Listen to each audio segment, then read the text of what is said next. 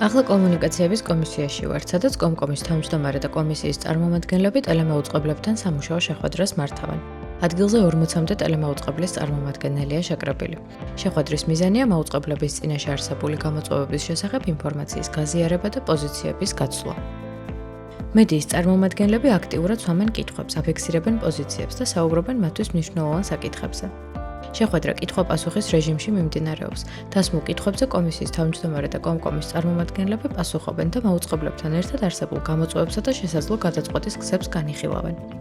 ძალიან საინტერესო კომუნიკაცია იყო.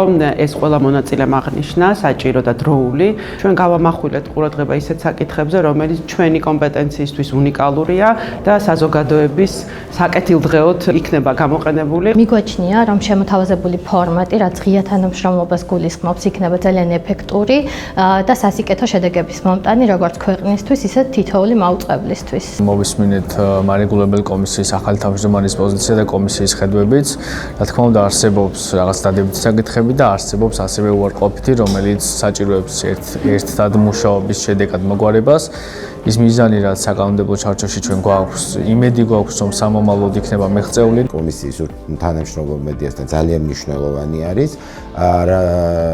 მედია ერთ-ერთი ყველაზე სწრაფად განვითარებადი და პროგრესული ნაწილი არის და ამიტომ გარკვეული ტიპის საკითხები, პრობლემები, რა თქმა უნდა, არის დაგროვილი. ძალიან დიდი იმედი მაქვს, რომ კომისიის მუშაობა საერთო საქმეს ძალიან წაადგება. გავაჟღერეთ ჩვენი პრობლემები, შემოგთავაზა კომისიის ახალმა თავმჯდომარემ სამუშაო რეჟიმში ამ პრობლემების განხილვა და შესაბამისად ვაპირებთ, რომ ჩვენს წერილობითი ფორმით ავაფიქსიროთ ჩვენი პრობლემები და გადავიდეთ უფრო სამუშაო რეჟიმში. კომკომის თავმჯდომარემ გოგა გულორდოვამ ხაზი გაუსვა, რომ როგორც შეხვედრა, ისე მთლიანად კომისიის მიდგომა მიზნად ისახავს მედიასთან თანამშრომლობას, პრობლემების გადაჭრაში მედიის მხარდაჭერას და მაყურებლის საუკეთესო ინტერესების დაცვას.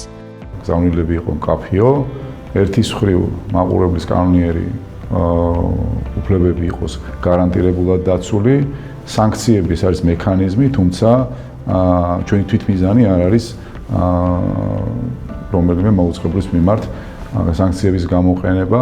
ვფიქრობთ, რომ პრევენციული ღონისძიებების გამოყენებით, თანამშრომლობით, კონსულტაციების გავლით შესაძლებელია თავიდან ავაერიდოთ ის შესაძლო კანონდარღვევები, რომელსაც შეიძლება შემდგომში კონდეს ადგილი. თუმცა ნებისმიერი დამოუკიდებელი შემთხვევაში კომისია, რა თქმა უნდა, კანონის შესაბამისად ირეაგირებს. კომუნიკაციების კომისია საკონსულტაციო რეჟიმში მსგავს სამუშაო შეხვედრებს მომავალშიც გააგრძელებს. ხოლო კომკომის შესაბამისი დეპარტამენტები მუდმივად მზად არიან უპასუხონ მაუწყებლების შეკითხვებს.